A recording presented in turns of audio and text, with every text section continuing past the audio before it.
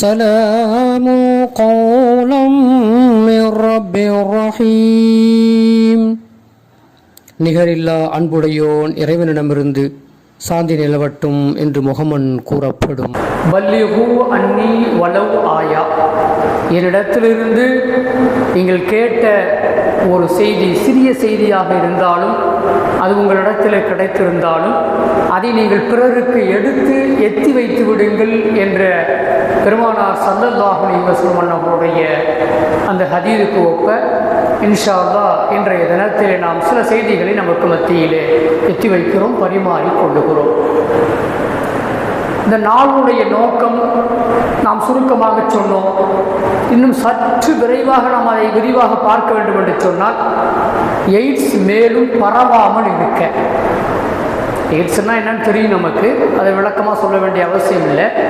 அந்த எய்ட்ஸ் நோய் மேலும் பரவாமல் இருப்பதற்காக வேண்டி, அதை தடுப்பதற்காக வேண்டி இந்த டிசம்பர் 1 விழிப்புணர்வாக அது கொண்டாடப்படுகிறது.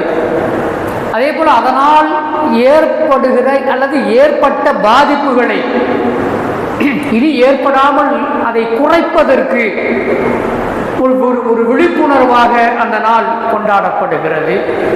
அதே போல் பாதிக்கப்பட்டவர்களுக்கு, அந்த எய்ட்ஸில் பாதிக்கப்பட்டிருப்பாங்கல்ல, நம்முடைய மனோநிலை எப்பவுமே ஒரு பெரிய நோய் ஒருத்தனுக்கு வந்துருச்சுன்னு சொன்னால் அவன் செய்த தவறுகளை எல்லாம் சுட்டி காட்டி நம்ம என்ன செய்வோம்னு சொன்னால் அவனை ஒதுக்குவோம். அவனை சமூகத்தில் இருந்து மக்களோடு பழகுவதை விட்டும் அவனை ஒதுக்கிறது இயல்பாக நம்மிடத்தில் உள்ள காரியம். அது மாதிரி எய்ட்ஸால் பாதிக்கப்பட்டவர்களுக்கு அவர்களை ஒதுக்கி விடாமல் பரிவு காட்ட வேண்டும் என்பதும் இந்த டிசம்பர் 1 நினைவுபடுத்துகிற ஒரு செய்தியாக நாம் பார்க்கிறோம். அதே போல மக்களுக்கு மத்தியிலே மேலும் விழிப்புணர்வை ஏற்படுத்துவது. இந்த பலாவை செஞ்சீங்கன்னா, இந்த காரியத்தில் போனீங்கன்னா இந்த நோய் வரும், இந்த நோய் வந்தால் கொஞ்ச நாளில் என்ன செய்வீங்க, நீங்கள் உங்களுக்கு மரணம்தான் அப்படிங்கிற செய்தியை விழிப்புணர்வு ஏற்படுத்துகிற ஒரு நோக்கமாகவும் அந்த நாளுடைய செய்தியாக நாம் பார்க்கிறோம். பாதிக்கப்பட்டவனுடைய உணர்வுகளை நாம் மதிக்கவும் வேண்டும். அவனை சமூகத்திலேருந்து ஒதுக்காம ஒன்னா இணைச்சு கொள்வதோடு அவனுக்கென்று சில உணர்வுகள் இருக்கும் அல்லவா. அவனுக்கு எல்லா உணர்வுகளுமே இருக்கும். அவனும் மனிதன் தானே. தவறு நடந்து போச்சு அல்லது தவறு செய்யாமல் கூட அந்த நோய் தாக்குவதற்கான வாய்ப்பு இருக்கிறது. அந்த தொற்று நோய் போல அது பாதிப்பதற்கான வாய்ப்புகள் கூட இருக்கிறது. அப்படி ஒருத்தர் பாதிக்கப்பட்டிருக்கிற பொழுது அவனுடைய உணர்வுகளை நாம் மதித்து நடக்க வேண்டும் என்பதும் டிசம்பர் 1 அந்த எய்ட்ஸ் தினமாக, விழிப்புணர்வு தினமாக கொண்டாடப்படுவதை நாம் பார்க்கிறோம். அன்பிற்கினியவர்களே, அதேபோல் அவர்களுடைய உரிமைகளும் கூட பறிக்கப்படுவதை நாம் பார்க்கிறோம். அவங்க அவ்வாறு நோய்களை பாதிக்கப்பட்டு போயிடுச்சுன்னு சொன்னால் அவனுக்கான உரிமைகள் நம்ம விளக்கமாக உள்ளே போக முடியாது. அவனுடைய உரிமைகள் எல்லாம் பறிக்கப்படுவதை சக மனிதர்களால், சக உறவினர்களால், ஏன் கணவன் மனைவி கூட, மனைவிக்கு பாதிப்பு இருந்தால் கணவன், மனைவிக்கு பாதிப்பு இருந்தால் கணவன், இப்படி மாற்றி மாற்றி உரிமைகளை பறிக்கக்கூடிய நிலை கூட ஏற்படுகிறது. அதெல்லாம் இருக்கக்கூடாது என்று சொல்லி டிசம்பர் 1 எய்ட்ஸ் ஒழிப்பு தினம் அல்லது எய்ட்ஸ் விழிப்புணர்வு தினம் என்று வைத்துக் கொள்ளுங்கள். அன்பானவர்களே, அல்லாஹுடைய அடியார்களே, அல்லாஹும் அவனது தூதரும் தடுத்த பாவங்களுக்கு மத்தியிலே நிறைய பாவங்களை தடுத்திருக்காங்கல்ல. அல்லாஹும் ரசூலும் நிறைய பாவங்களை செய்யக்கூடாதுன்னு சொல்லி இருக்கிறாங்க. கொலை செய்யாதீர்கள், அதே போல கொள்ளை அடிக்காதீங்க, திருடாதீங்க, மதுவுக்கு அடிமையாகாதீங்க, கஞ்சா போன்ற போதைப் பொருளுக்கு அடிமையாக வேண்டாம், மோசடியில் ஈடுபடாதீங்க, மார்க்கம் சொல்றத பார்க்கும், அவதூறுகளை பரப்பாதீங்க, யாரை பற்றியும் அவதூறுகளை பரப்பாதீங்க, பொய்யில வீழ்ந்து விடாதீர்கள், பொய் பேசாதீங்க, அடுத்தவர்களை பற்றி புறம் பேசாதீர்கள். இதெல்லாம் என்னங்க, தனிநபர் தொடர்புடையது அப்படின்னு பார்க்கிறோம். நான் பேசுறேன்னா அது எனக்கு மட்டும் உள்ள தொடர்பு. நான் புறம் பேசுவது, நான் திருடுவது, நான் கொள்ளையடிப்பது, அது நான் மட்டுமே அந்த பாவத்திற்குரியவனாக நாம் பார்க்கிறோம். அன்பிற்கினியவர்களே, ஆனால் இந்த எய்ட்ஸ் நோய் எதனால் பரவுகிறதோ அந்த காரியம் வெளிப்படையா சொல்லணும்னு சொன்னா விபச்சாரம். விபச்சாரம் இருக்குல்ல, இந்த விபச்சாரம் என்கின்ற இந்த கொடிய நோய் இரு பாலாரினுடைய கூட்டு முயற்சி என்று சொன்னால் அது மிகையான விஷயம் அல்ல. அது அப்படித்தான், ரெண்டு பேரும் சம்மதப்பட்டு நடக்கிற காரியம் தானே. அல்லது சம்மதப்படாமல் கூட பலவந்தமாக கூட செய்தாலும் கூட அது என்னங்க, பாலியல் வல்லுறவு என்று அதற்கு பெயர் இருந்தாலும் கூட அதுவும் விபச்சாரத்திலே ஒரு குற்றமாக வந்து விடுகிறது என்பதை பார்ப்போம். அன்பிற்கினியவர்களே, ஒரு காலத்தில் நம்மெல்லாம் கேள்விப்பட்டிருப்போம், சிகப்பு விளக்கு பகுதி. மும்பையெல்லாம் அதுக்குன்னே ஒரு தனி ஏரியாவே இருந்தது. சென்னையிலும் கூட சில பகுதிகளில், அப்படி பெரும் பெரும் நகரங்களில் சிகப்பு விளக்கு பகுதி அப்படின்னு சொல்லி இருந்ததை பார்க்கிறோம். அதே போல விடுதிகள், அதற்கென்று சில விடுதிகள் இருக்கும். அந்த விடுதிகள் அதற்கென்றே ஒதுக்கப்பட்டு இருக்கும். யாரையாவது ரெண்டு பேர்த்த கூப்பிட்டு வரலாம் அப்படின்னு, இல்லைன்னா அங்கேயே என்ன பண்ணிருப்பாங்க, சில இளம் பெண்களை உள்ள வச்சிருப்பாங்க. அதுக்கு ஒரு குழு இருக்கும், ஒரு தலைமை இருக்கும், அவர் கட்டுப்பாட்டில் வச்சிருக்கிறதுக்கு. அது மாதிரியான விடுதிகள் அது பார்க்கிறோம். அது அல்லாது உல்லாச விடுதிகள், பெரிய பெரிய ஆள்லாம் என்ன செய்வான், பணக்காரன் யாரையாவது தனக்கு பிடித்தமானவர்களை அழைச்சிட்டு போய் உல்லாசமா ஒரு விடுதியில் இருந்துட்டு வர்றது, அது மாதிரியான செய்திகளை நம்ம என்ன, அது மாதிரியான மாளிகைகள் எல்லாம் இன்னைக்கும் கூட நம்ம என்ன செய்யறோம்னு சொன்னா நம்ம அது மாதிரியான செய்திகள் நம்ம கேள்விப்படுகிறோம். ஆக அன்பிற்கினியவர்கள், நான் என்ன சொல்ல வரேன்னு சொன்னா, இவைகளையெல்லாம் இன்று கடந்து இன்னைக்கு செல்போன் மூலமா, கையில் செல்போன் இருக்கு பார்த்தீங்களா, செல்போன் மூலமா வாடிக்கையாளர்களுக்கு அழைப்பு விடுக்கப்பட்டு சாலையோரத்திலேயே, சும்மா மேடையில் எதனா பேசுறேன்னு நினைக்கிறீங்களா, பேசித்தான் ஆக வேண்டி இருக்கிறது. சாலையோரத்திலேயே உயர்ரக காரை நிறுத்திவிட்டு, தன்னுடைய வாகனத்தை நிறுத்திவிட்டு காருக்குள்ளேயே விபச்சாரம் நடக்கிற காலமாக இந்த காலம் இருப்பதை நாம் பார்க்கிறோம். இது நிதர்சனம் தானே, உண்மைதானே. அவ்வளவு தூரம் ஏங்க, நம்ம பைபாஸை எடுத்துக்குங்க, நம்ம இந்த ரவுண்டானாக்கு போறதுக்குள்ள நைட்டு நீங்க ஒரு இருட்டினதற்கு ஒருபாடு இருட்டி அந்த பக்கம் அப்படி நீங்க போனீங்கன்னு சொன்னா வரிசையாக பார்க்க முடியும். வரிசையாக தன்னை அலங்காரப்படுத்தி கொண்டு தன்னை என்ன செய்யறாங்கன்னு சொன்னா எல்லா விதமான கவர்ச்சிகளையும் உண்டு பண்ணி கொண்டு கவருகிற அளவிலே வரிசையாக நிற்பதை பார்க்கிறோம். ஆங்காங்கு வாகனங்கள் நிற்பதையும் நம்மால் பார்க்க முடியும். நிதர்சனமான விஷயம் தானே. ஆக அன்பிற்கினியவர்களே, சாலையோரம் உயர் ரக காரிலே தங்களது காரியத்தை கச்சிதமாக முடித்துவிட்டு செல்வதையும் இன்றைய காலகட்டத்திலே பார்க்கிறோம். இன்னும் சொல்ல போனா இன்டர்நெட் மூலமா வாடிக்கையாளர்களுக்கு வலை வீசுகின்ற காலமாக இந்த காலம் இருக்கிறது.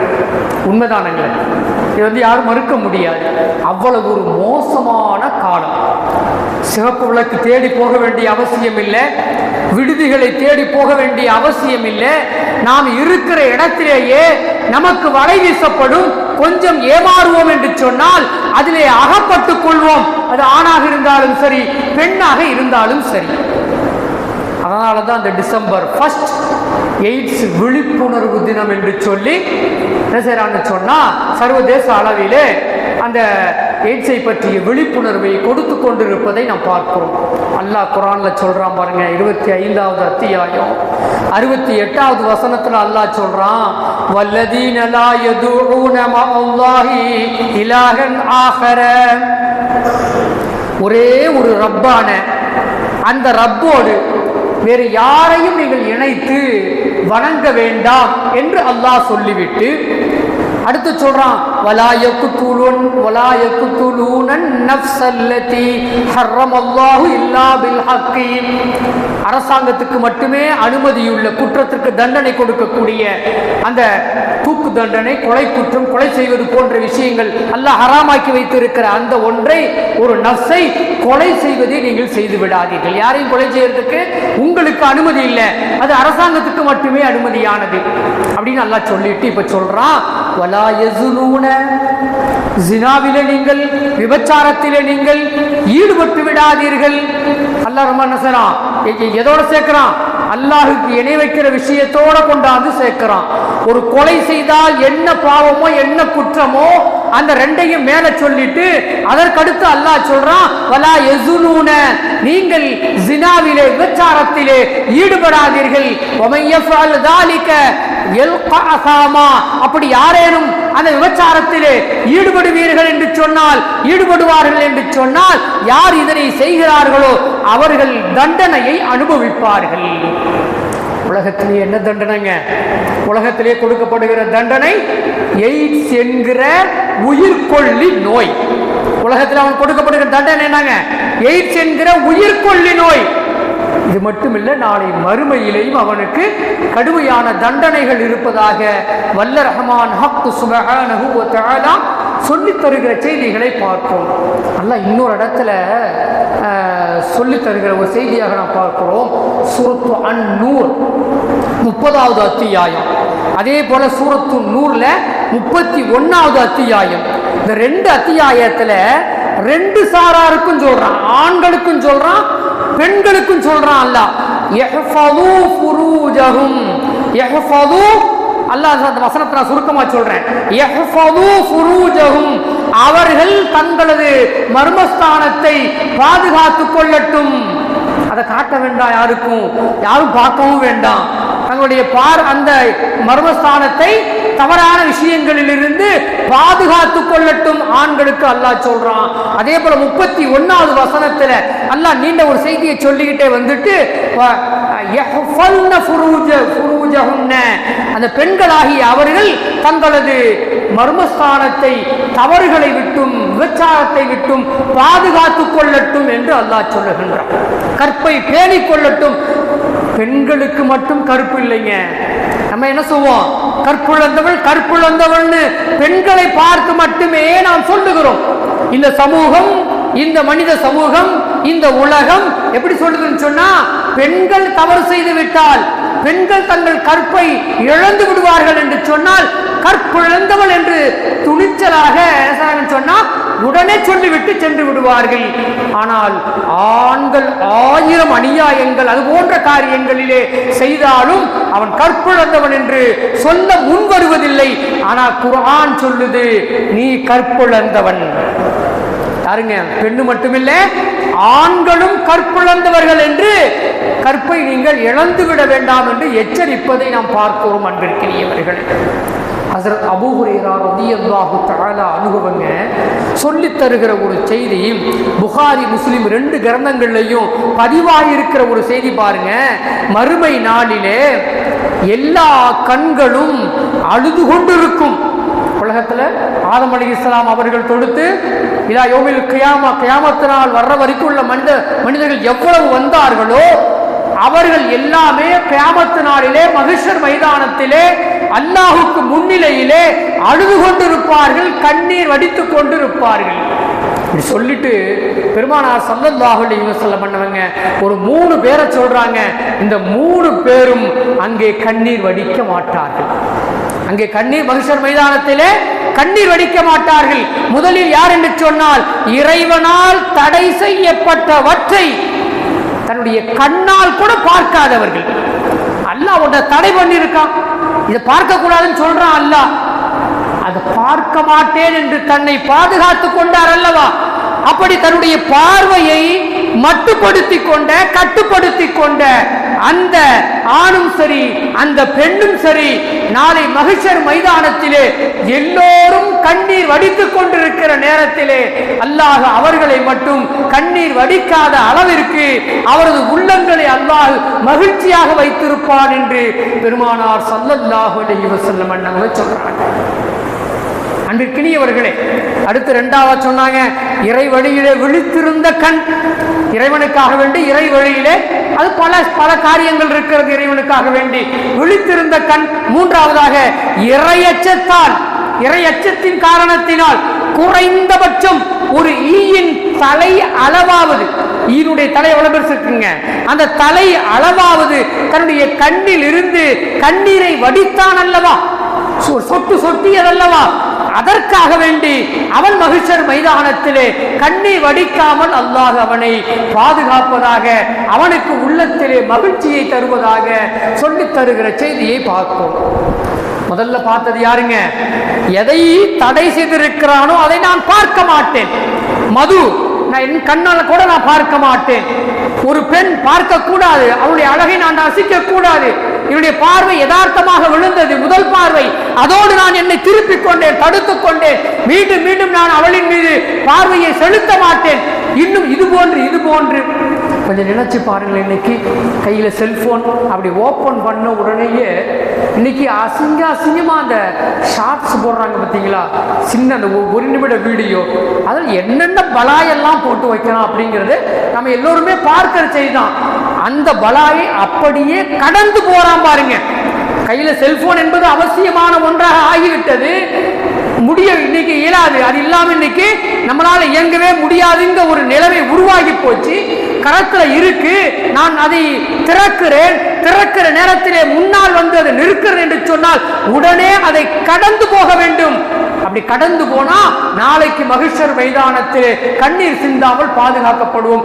என்னாலும் கொஞ்சம் பார்த்துருவோமே, சும்மா 1 நிமிடம் தானே, அப்படி தட்டி பார்ப்போம் என்று சொன்னால் மகிஷர் மைதானத்திலே நாமும் கண்ணீர் வடிக்கிற அந்த கூட்டத்தோடு அந்த கண்களோடு நம்முடைய கண்களும் இருக்கும் என்பதை அன்பிற்கினியவர்களே நாம் இந்த நேரத்திலே சொல்ல வேண்டிய அவசியமாக இருக்கிற. சுருக்கமா சொல்லிட்டு வர்றேன், நிறைய செய்திகள் இருக்கு. அன்பிற்கினியவர்களே, ஆக நாம நம்மை பாதுகாத்துக் கொள்ள வேண்டும். பாதுகாக்கல அப்படின்னு சொன்னா இந்த உலகத்திலேயும் தண்டனை. என்ன தண்டனைங்க? எய்ட்ஸ் என்கின்ற உயிர்கொல்லி நோய்க்கு நான் ஆளாக வேண்டி இருக்கும் என்கிற தண்டனையும், நாளை மறுமையிலே மிகப்பெரிய தண்டனைகள் இருக்கிறதா நம்ம விரிவா உள்ள போக முடியல. அதனால்தான் ரசூலுல்லாஹி ஸல்லல்லாஹு அலைஹி வஸல்லம் அன்னவங்க குறிப்பா பெண்களுக்கு சொன்னாங்க. யாருக்கு சொன்னாங்க? குறிப்பா பெண்களுக்கு சொன்னாங்க. பெண்கள் என்பவர்கள் பெரும்பாலும் இல்லத்திலே இருக்கக்கூடியவர்கள். பெண்கள் யாருங்க? இல்லத்திலே இருக்கக்கூடியவர்கள். இல்லத்திலே இருக்கிற பொழுது அவர்களுக்கு ஓய்வு நேரமும் அதிகமாக கிடைப்பதற்கு வாய்ப்பு இருக்கிறது. பெண்கள் வீட்டில் சமைக்கணும், துவைக்கணும், அது போன்ற காரியங்கள் அவர்களுக்கு இருந்தாலும் கூட, குழந்தை பராமரிப்பெல்லாம் இருக்கிறது என்றாலும் கூட, ஓய்வு நேரமும் கூட ஆண்களை விட அவர்களுக்கு இருக்கிறது. அதனால ரசூலுல்லாஹ் சொன்னாங்க, அல்லிமூஹுன்ன, அந்த பெண்களுக்கு நீங்கள் கற்றுக் கொடுங்கள். ஆண்களாகிய நம்மை பார்த்து ரசூலுல்லாஹி ஸல்லல்லாஹு அலைஹி வஸல்லம் அன்னவங்க சொல்றாங்க, அந்த பெண்களுக்கு நீங்கள் கற்றுக் கொடுங்கள் அல் மிஹ்ஸல, இந்த கைத்தறி இருக்கிறீங்களா, அதாவது கைத்தொழில் ஒன்றை கற்றுக் கொடுங்கள். வீட்டில் அவங்க சும்மா இருக்க வேண்டாம். சும்மா இருந்தா சிந்தனைகள் வேறு விதமாக போகும், எண்ணங்கள் வேறு விதமாக போகும். அதனால் அவர்கள் எதையாவது செய்யலாமா என்ற எண்ணத்திற்கு வருவார்கள். அது இறுதியிலே ஒரு கட்டத்திலே ஷைத்தான் அவர்களை வழிகெடுத்து என்ன செய்வான்னு சொன்னா குட்டிச்சுவராக ஆக்கி வைத்து விடுவான். எனவே எதையும் சிந்திக்க முடியாத சூழ்நிலையிலே அவர்களுக்கு கைத்தொழிலாக கைத்தறியையாவது கற்றுக் கொடுங்கள் என்று என்று பெருமானார் ஸல்லல்லாஹு அலைஹி வஸல்லம் சொல்றாங்க. ஆண்களையும் பாருங்களேன், யாருக்கு ரொம்ப ஷைத்தான் உள்ள பூந்து வேலை செய்யறாங்க, குட்டிச்சவராக்கிறது யாருங்க? யாரு வேலை இல்லாம வீட்டுல சும்மா இருக்கிறாங்களோ, வேலை இல்லாமல் வேலை வெட்டி இல்லாம யாரு வீட்டுல சும்மா இருக்கிறாங்களோ அவங்கதான் என்ன செய்வாங்கன்னு சொன்னா நிறைய பாவமான காரியங்களிலே ஈடுபடுகிறார்கள் என்பது நாம் நிதர்சனமாக கண்கூடாக பார்க்கிற காட்சியாக இருக்கிறது. அதனால்தான் ரசூலுல்லாஹ் முதல்ல பெண்களுக்கு சொன்னாங்க, அவங்களுக்கு நீங்க கைத்தொழில் ஒன்றை கைத்தறியாவது அதை நெய்வதற்கு, நூலை நெய்வதற்கு கற்றுக் கொடுங்கள் என்று பெருமானார் ஸல்லல்லாஹு அலைஹி வஸல்லம் சொல்லிட்டு அடுத்து சொன்னாங்க, வசூரத்துன் நூர, அந்நூர் என்ற அத்தியாயத்தை அந்த பெண்கள் ஓதுவதற்கு, அதை படிப்பதற்கு, அதில் உள்ள கருத்துக்களை விளங்குவதற்கு கற்றுக் கொடுத்து விடுங்கள் என்று அந்த பெண்களுக்கான விஷயத்தை பெருமானார் ஸல்லல்லாஹு அலைஹி வஸல்லம் அன்னவங்க சொல்றாங்க. ஏன் குறிப்பா சூரத்துன் நூர ஏன் சொன்னாங்கன்னு சொன்னா, அதில் பெரும்பகுதி, சூரத்துன் நூருடைய பெரும்பகுதி இந்த பெண்களை பற்றிய செய்தியும், அதே போன்று இந்த விபச்சாரத்தை பற்றிய செய்தியும், பெண்களுடைய அலங்காரத்தை பற்றியும், பெண்களுடைய அந்த ஹிஜாபை பற்றியும், இன்னும் பெண்களுக்கான நிறைய செய்திகள் அந்த சூரத்துன் நூரிலே அல்லாஹ் சுப்ஹானஹு வ தஆலா வைத்திருக்கிறான். எனவே அந்த சூரத்து நூரை என்ன செய்யுங்கன்னு சொன்னா அந்த பெண்களுக்கு நீங்கள் கற்றுக் கொடுத்து விடுங்கள். அதை அவர்கள் படிக்கிற பொழுதெல்லாம், அதை வாசிக்கிற பொழுதெல்லாம், அதை பார்க்கிற பொழுதெல்லாம் தங்களை தவறில் இருந்து பாதுகாத்துக் கொள்வார்கள் என்று பெருமானார் ஸல்லல்லாஹு அலைஹி வஸல்லம் அவங்க சொல்லி தந்திருக்கிற செய்திகளை பார்க்கிறோம். எவ்வளவு எச்சரிக்கை பாருங்க. நம்ம ஒரு நாள் ஏற்று தினத்தை விழிப்புணர்வா கொண்டாடி விட்டு போகணும்னு சொல்லி நம்ம கொண்டாடுறோம், உலகம் கொண்டாடுகிறது. ஆனால் இஸ்லாமிய மார்க்கம் ஆணுக்கும் பெண்ணுக்குமாக அந்த வாழ்க்கையை எப்படி வாழ வேண்டும், எவ்வளவு எச்சரிக்கையோடு இருக்க வேண்டும் என்பதை ஒவ்வொரு வினாடியும் ஒவ்வொரு நொடியும் சொல்லிக் கொடுத்து கொண்டே இருக்கிறது என்பதை பார்ப்போம். அன்பிற்கினியவர்களே, வல்ல ரஹ்மான ஹக்கு சுப்ஹானஹு வ தஆலா தனது திருமறையிலே 17வது அத்தியாயத்திலே 32வது வசனத்திலே அல்லாஹ் சொல்றான், வலா தக்ரபுஸ் ஸினா இன்னஹு கான ஃபாஹிஷா வ ஸாஅ சபீலா. நீங்க விபச்சாரம் செய்யாதீங்கன்னு சொல்லல, விபச்சாரம் செய்யாதீங்கன்னு அல்லாஹ் சொல்லாம இங்க அல்லாஹ் எப்படி சொல்றான் பாருங்க, வலா தக்ரபுஸ் ஸினா, ஜினாவின் பக்கம் நீங்கள் நெருங்காதீர்கள், ஜினாவின் பக்கம் நீங்கள் நெருங்காதீர்கள். அதை நினைச்சு கூட பார்க்காதீங்கன்னு அர்த்தம். உதாரணமா சொல்லணும்னு சொன்னா, நெருப்பு இருக்கு, நெருப்பை பார்த்துட்டு பிள்ளை இருக்கு வச்சுக்கோங்க, நெருப்பு கிட்ட எல்லாம் போவாதே. நம்ம பிள்ளையை சொல்றோமா, நம்முடைய பிள்ளைகளை சொல்றோமா, நெருப்பை தொடாதே என்று சொல்லுவதில்லை. என்னங்க, நெருப்பை தொட்டா அது கரித்து விடும் என்று இருந்தாலும் கூட அதன் பக்கம் போக வேண்டாம் என்று சொல்லி நெருப்பை தொடாதே என்று என்ன செய்வோம்னு சொன்னா பிள்ளைகளுக்கு நாம் சொல்லுவோம். அன்பிற்கினியவர்களே, நெருப்பை தொடாதே என்பதை விட நெருப்பின் பக்கம் நெருங்காதே என்று சொல்லுவது அதிக எச்சரிக்கையை கொடுக்கிற ஒரு விஷயமாக நாம் பார்க்கிறோம். அதே போல அல்லாஹ் சொல்றான், ஜினாவில் செய்யாதேன்னு சொல்லாம ஜினாவின் பக்கமே நெருங்காதே. ஏன், நெருக்கி வைக்கிற விஷயங்கள் நிறைய இருக்கு. பார்வை இருக்கிறது, கேட்கிற தன்மை இருக்கிறது, பேசுகிறது, இன்னும் எத்தனையோ விதமான காரியங்கள் இருக்கு. அதனால ஒட்டுமொத்தமா அல்லாஹ் சொன்னா, லா தக்ரபுஸ் ஸினா வலா தக்ரபுஸ் ஸினா, ஜினாவின் பக்கம் நெருங்காதீர்கள். ஏன்னு சொன்னா, இன்னஹு கான ஃபாஹிஷா வ ஸாஅ சபீலா, அது என்னன்னு சொன்னா மானக்கேடாக இருக்கிறது. அந்த காரியம் எப்படிப்பட்ட காரியங்க, மானக்கேடு, இழிவான செயல், மானக்கேடு, ஒரு தவறான வழியாக இருக்கிறது என்று ரப்பு என்ன செய்யறான்னு சொன்னா அதை சொல்லிட்டு அந்த மானக்கேட்டின் பக்கம், அந்த தவறான இழிவான அந்த பாதையின் பக்கம் நீங்கள் பார்க்க கூட வேண்டாம், நெருங்க கூட வேண்டாம் என்று அல்லாஹ் சொல்லுகிறான். அன்பிற்கினியவர்களே, இன்னொரு உதாரணத்தை சொன்னா நமக்கு இப்படி விளங்கும், இன்னும் கொஞ்சம் நெருக்கமா நமக்கு விளங்கும். உன்னிடத்திலே பேச மாட்டேன் என்று சொல்லுவதை விட, ஒருத்தரை பார்த்து ஒன்றெல்லாம் பேச மாட்டேன் அப்படின்னு சொல்லுவதை விட, உன்னை நான் பார்க்கவே மாட்டேன்டா, உன்னை போய் பொண்ணை பார்க்கணுமா, உன்னை பார்க்கவே மாட்டேன், உன்னிடத்துல வரவே மாட்டேன் என்று சொன்னால் எப்படி தன்னுடைய வெறுப்பை அதிகப்படியாக நாம் அங்கே வெளிப்படுத்துகிறோமோ, உன்கிட்ட பேச மாட்டேன் என்பதை சொல்லுவதை விட உன்னிடத்தில் நான் வரவே மாட்டேன், பார்க்கவே மாட்டேன் என்று சொன்னால் அந்த வெறுப்பு எவ்வளவுக்கு வெளிப்படுகிறதோ அதுபோல அந்த வெறுப்பு வர வேண்டும் என்பதற்காக வேண்டி லா தக்ரபுஸ் ஸினா, ஜினாவின் பக்கம் நெருங்காதீர்கள் என்று அல்லாஹ் சுப்ஹானஹு வ தஆலா நமக்கு சொல்லி தந்திருக்கிற செய்திகளாக பார்க்கிறோம். அன்பிற்கினியவர்களே, மார்க்கம் அவ்வளவு எச்சரிக்கையாக நமக்கு சொல்லி தந்திருக்கிற செய்திகளை பார்ப்போம். இன்னொரு உதாரணம் குர்ஆன்லயே நம்ம சொல்ல முடியும். இந்த லா தக்ரபு, அதே மாதிரி நெருங்காதே, அதுக்கு இன்னொரு உதாரணத்தை சொல்லலாம். ஆதம் அலைஹிஸ்ஸலாம் அவங்கள அல்லாஹ் படைச்சாம் பாருங்க. ஆதி மனிதன் ஆதம் அலைஹிஸ்ஸலாம் அவங்கள படைச்சு, ஹவ்வா அலைஹிஸ்ஸலாம் அவங்களையும் படைச்சு சொர்க்கத்துக்குள்ள கொண்டு போய் விட்டுட்டு இப்ப அல்லாஹ் என்ன உத்தரவு போட்டான், லா தக்ரபா ஹாதிஹி ஷஜரத ஃபதகூனா மினல் ஸாலிமீன். ஒரு மரத்தை சுட்டி காட்டி, இந்த மரத்தின் பக்கம் நீங்கள் இருவரும், ஆதமே ஹவ்வாவே நீங்கள் இருவரும் இந்த மரத்தின் பக்கம் நெருங்காதீர்கள் அல்லாஹ் சொன்னான். அந்த பழத்தை சாப்பிடாதீங்க சொல்லல, அந்த பழத்தை நீங்க அதில் பழுத்து வருகிற கனிகளை, பழங்களை சாப்பிடாதேன்னு சொல்லாம மரத்தின் பக்கமே நெருங்காதீர்கள் என்று அல்லாஹ் சொன்னான் அல்லவா. எவ்வளவு எச்சரிக்கையாக சொல்லி வைத்திருந்தான் அல்லவா. அது போன்று அல்லாஹ் சொல்றான். கடைசியில் அவங்க நெருங்கினாங்க, பல சைத்தான் உள்ள போய் பிளிஸ் கொண்டு போய் உள்ள விட்டா, சாப்பிட வச்சா, நாம் இந்த உலகத்துல வந்துட்டோம் அப்படிங்கிறத பார்க்கிறோம். அன்பிற்கினியவர்களே, அதே போல அல்லாஹ் சொல்றான், லா தக்ரபு ஸினா, ஜினாவின் பக்கம் நீங்கள் நெருங்காதீர்கள்.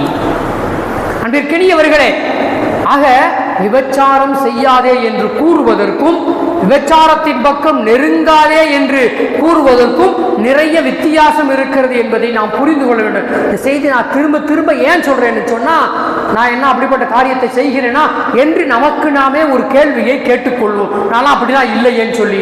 ஆனா விபச்சாரத்தினுடைய வாசலை திறக்கக்கூடிய எல்லா காரியங்களையும் இன்னைக்கு செய்வதற்கான வழிவகைகள் இருக்கிறது. நமது கரங்களிலேயே அது இருக்கிறது. ஒரு கட்டத்திலே அது கொண்டு போய் எங்க நிறுத்துதுன்னு சொன்னா, நம்மை அந்த இடத்திலே, அந்த வாசலிலே கொண்டு போய் நிறுத்தி விடுகிறது என்பது நிதர்சனமான செய்தி. அன்பிற்கினியவர்களே, அதனால்தான் விபச்சாரத்தினுடைய அனைத்து வாசல்களையும் அடைக்க வேண்டும் என்பதற்காக வேண்டிதான் அல்லாஹ் சொல்றான், லா தக்ரபு ஸினா.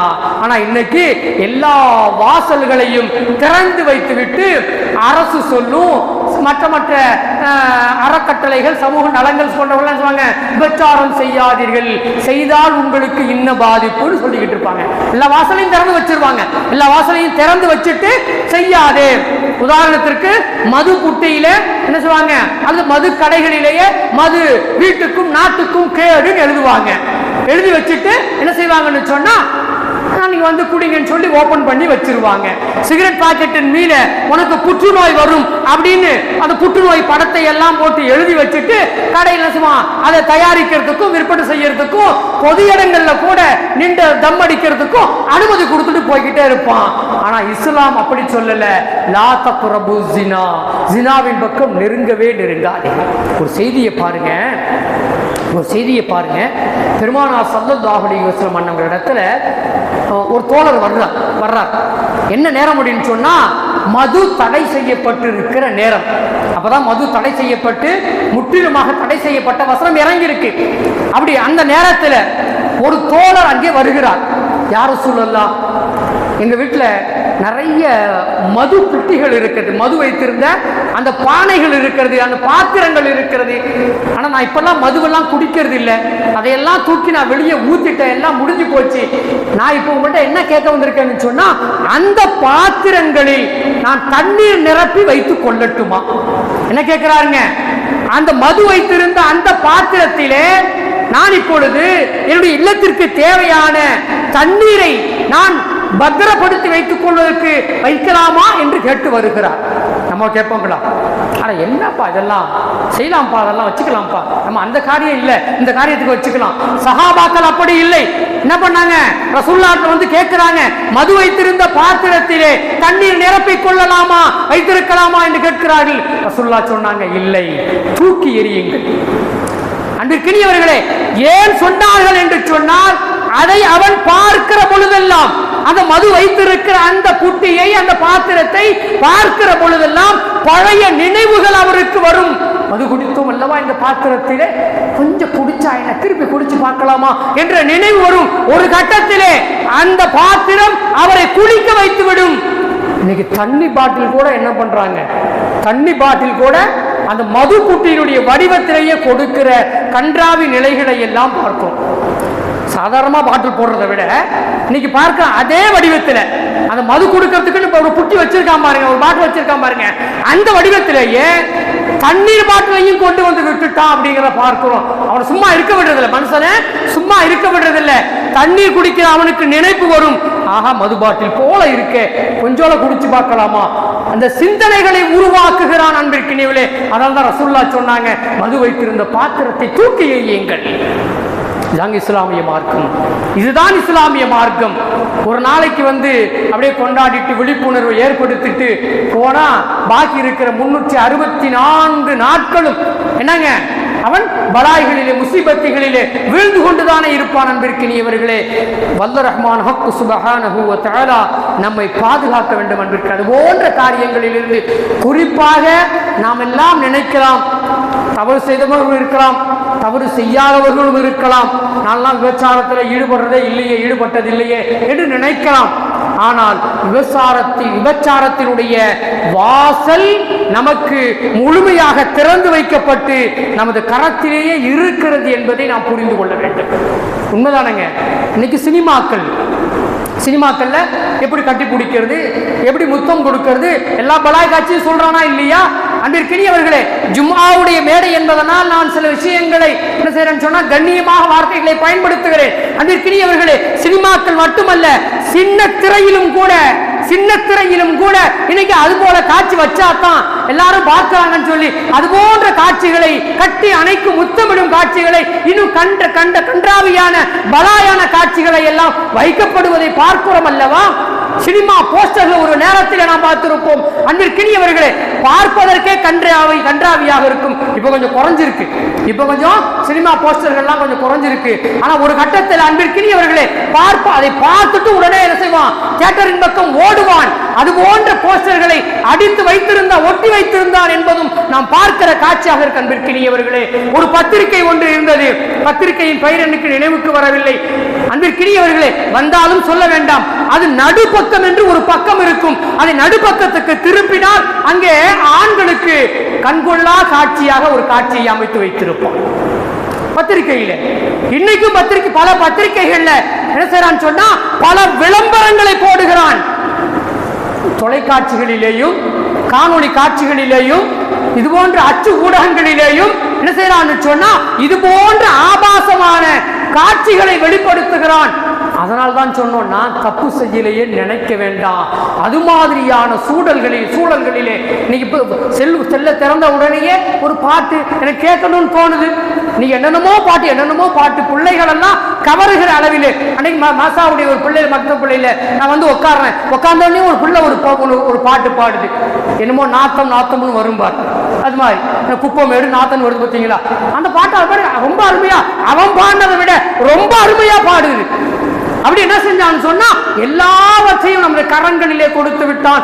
வலைத்தளங்களிலே அவைகள் அப்படியே நிரம்பி கிடக்கிறது. அதனால் தான் சொல்றோம், நான் தவறு செய்யவில்லை என்று நாமே திருப்திப்படுத்திக் கொள்ளக்கூடாது. மிக எச்சரிக்கையாக நாம் இருக்க வேண்டும். அன்பிற்கினியவர்களே, இது போன்ற காரியங்களை காணுகிற பொழுது அதானுங்க முதல் படி. அதை பார்க்கறதான முதல் படி. அதுக்கு கொஞ்சம் கொஞ்சமா நம்ம உள்ள போவோம். அந்த முதல் படியிலேயே நாம் என்ன செய்வோம் சொன்னா கால் வைக்காமல் அதை தூர தூக்கி எறிய வேண்டும். அன்பிற்கினியவர்களே, அந்த நிலைக்கு நாம் வருவோம் என்று சொன்னால் விபச்சாரத்தின் வாசலுக்கு நாம் போக மாட்டோம். அன்பிற்கினியவர்களே, அடுத்து அதை பார்த்துட்டோம். ஒன்ன பார்த்தோம், ரெண்ட பார்த்தோம், அடுத்து இன்னொன்னு பார்க்கிறோம். அப்புறம் மனசு சொல்லும், இன்னும் கொஞ்சம் பாரு. அப்புறம் இரவு நேரங்களில் தனியாதான் நீ படுத்திருக்கிற, நல்லா பாரு. சில பிள்ளைகள் இருவாங்க, போர்வையை போத்திக்கிட்டு உள்ள வச்சுக்கிட்டு இப்படி பார்த்துக்கிட்டு இருப்பாங்க. இதெல்லாம் இயல்பா பார்க்கிறோம் இல்ல? அப்படி பார்க்க வைத்து ஒரு படி அல்ல, 2 படி அல்ல, 3 படி அல்ல, உச்சத்தில் எது இருக்கிறதோ அங்கே கொண்டு போய் நிறுத்துகிற நிலையை உருவாக்கி வைத்து ஒரு அன்பிற்கினியவர்களே, கடைசியில அவனுடைய மனமும் என்ன செய்யணும்னு சொன்னா கொஞ்சம் செஞ்சு பார்க்கலாமா, இதுல பார்த்ததை செய்து பார்க்கலாமா என்று தோன்றுகிற அளவிற்கு என்ன செய்யணும்னு சொன்னா அங்கே கொண்டு போய் நிறுத்தும். சைத்தானுக்கு இப்ப ரொம்ப ஜோரா ஆயிடும். சைத்தானுக்கு என்ன ஆயிடுங்க, இப்ப ரொம்ப மகிழ்ச்சி ஆயிடுவான். உடனே என்ன செய்வான்னு சொன்னா அதற்கான நியாயங்களை எல்லாம் அவனுக்கு கற்பிப்பான். அடே, நீ ஆம்பளடா, நீ வயசு பையன்டா, நீ அனுபவிக்கணும்டா. என்ன செய்வான், எல்லா விதமான விஷயங்களையும் சைத்தான் உள்ளுக்குள்ள கொண்டு வந்து போட்டு நியாயம் கற்பிப்பான். ஆமா, நியாயம் தானே. இவன் என்ன செய்வான்னு சொன்னா கடைசியிலே அதிலே கவிழ்ந்து வீழ்ந்து போகி விடுவான். அதனால்தான் நாம் சொல்றோம், நான் பாவம் செய்யவில்லை என்று நீங்கள் நினைத்து கொண்டு இருந்து விட வேண்டாம். அந்த வாசல்கள் எதுவாக இருந்தாலும், அதற்கான வாசல்கள் எதுவாக இருந்தாலும் அங்கே அது நம்மால் தடை செய்யப்பட வேண்டும் என்பதை அன்பிற்கினியவர்களை நாம் புரிந்து கொள்ள வேண்டும். ரசூலுல்லாஹ் சொன்னாங்க பாருங்க ஒரு செய்தி, இணை கற்பித்தலுக்கு பின்னால் மார்க்கத்திலே மிகப்பெரிய பாவம் எதுங்க, அல்லாஹ்வுக்கு இணை வைக்கிறது தானே. மன்னிக்கப்படாத பாவம் அல்லாஹ்வுக்கு இணை வைக்கிறது. அந்த பாவத்தை சொல்லிட்டு சொல்றாங்க, இணை கற்பித்தலுக்கு பின்னால் தமக்கு அனுமதிக்கப்படாத கருப்பையிலே தன்னுடைய விந்து துளியை இறக்குவது மிகப்பெரிய பாவம் என்று பெருமானார் ஸல்லல்லாஹு அலைஹி வஸல்லம் நம்ம சொன்னாங்க. அன்பிற்கினியவர்களே, அப்ப நம்ம யோசிக்க வேண்டுமா இல்லையா? இன்னைக்கு உலகம் வந்து யோசிக்கணும். உலகம் யோசிக்குதோ இல்லையோ, களிமா சொன்ன நாம் யோசிக்க வேண்டிய கட்டாயத்தில் இருக்கிறோம் அன்பிற்கினியவர்களே. அதனால்தான் பெருமானார் ஸல்லல்லாஹு அலைஹி வஸல்லம் அன்னவங்க இன்னொரு சந்தர்ப்பத்தில் நமக்கு இப்படி இன்னும் எச்சரிக்கை விடுத்தாங்க. முதல் படியில் கூட நீங்கள் கால் எடுத்து வைத்து விடக்கூடாது என்பதற்காக வேண்டி கண்கள் செய்கின்ற விபச்சாரம் தவறான பார்வையாக இருக்கிறது, காதுகள் செய்கிற விபச்சாரம் ஆபாசமான விஷயங்களை கேட்பதாக இருக்கிறது, நாவு செய்கிற விபச்சாரம் ஆபாசமான விஷயங்களை பேசக்கூடியதாக பாடக்கூடியதாக இருக்கிறது. அதே போன்று கைகள் செய்கின்ற விபச்சாரம் அந்நிய பெண்களை அணைப்பதற்கு முயற்சி செய்யக்கூடியதாக இருக்கிறது. கால்கள் செய்யும் அந்த விபச்சாரம் என்பது அந்த விபச்சாரத்தை நோக்கி எடுத்து வைக்கிற எட்டுக்களால் இருக்கிறது என்று சொல்லி பெருமானார் ஸல்லல்லாஹு அலைஹி வஸல்லம் அவங்க சொல்லிட்டு, இந்த மனமும் இச்சை கொள்ளுகிறது. இதெல்லாம் மனம் என்ன செய்யுதுன்னு சொன்னா செய்ய சொல்லுகிறது, மேலும் ஏக்கத்தை உண்டு பண்ணுகிறது. சொன்னாங்க வல் கல்பு யஹ்வா, அது அவனுக்கு ஆசைப்பட வைக்கிறது, உள்ளம் அவனை ஆசைப்பட வைக்கிறது. மன்னா, இன்னும் அவனுக்கு என்ன செய்யுதுன்னு சொன்னா ஒரு விதமான ஏக்கத்தை உண்டு பண்ணுகிறது, ஒரு விதமான ஏக்கத்தை அவனுக்கு உண்டு பண்ணுகிறது என்று பெருமானார் ஸல்லல்லாஹு அலைஹி வஸல்லம் அவங்க சொன்னாங்க.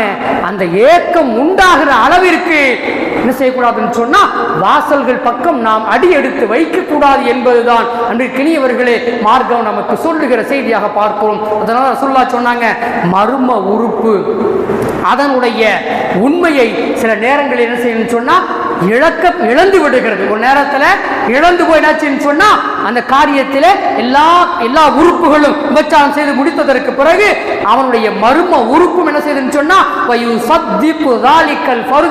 அவனுடைய அந்த மர்ம உறுப்பு அதை உண்மைப்படுத்துவதற்காக முயலுகிறது, உண்மைப்படுத்துவதற்காக முயற்சி செய்கிறது. சில நேரங்களில் முடியாதவன் சொன்னா அவனுக்கு வாய்ப்பில்லை என்று சொன்னா அது பொய்யாகவும் போகலாம். ஆனால் மற்ற எல்லாம் விபச்சாரத்தில் ஈடுபட்டு விட்டது என்று பெருமானார் ஸல்லல்லாஹு அலைஹி வஸல்லம் அவங்க சொல்றாங்க. அன்பிற்கினியவர்களே, அபூ ஹுரைரா ரலியல்லாஹு தஆலா அன்ஹு சொல்லி இருக்கிற இந்த செய்தி முஸ்லிமுடைய கிரந்தத்திலே 5165 என்ற இலக்கத்திலே பதிவு செய்து வைக்கப்பட்டிருக்கிற செய்திகளாக பார்க்கிறோம். அன்பிற்கினியவர்களே, நேரம் அதிகமாகிவிட்டதினால் நாம் சுருக்கமாக முடித்துக் கொள்வோம்.